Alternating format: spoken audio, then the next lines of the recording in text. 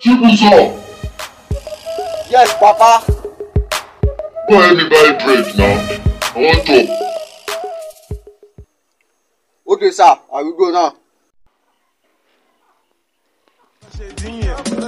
Aṣọ pọ̀ tó yìí, aṣọ lẹ fi bò. Ó pọ̀ tó yìí, aṣọ lẹ fi bò. Aṣọ pọ̀ tó yìí, aṣọ lẹ fi bò. Ó pọ̀ tó yìí, aṣọ lẹ fi bò. Ọmọ sọ́kàwé, wọ́n ní sọ́kàwé. If I go to the club, mo ma take away. Ó fẹ́ ká mi o, mo yà dúkè away.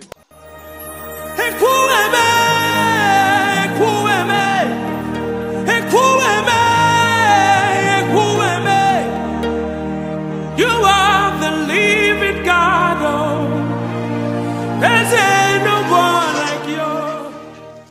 Ayé mi tèmi bá mi. Got the bread I sent you. This is money.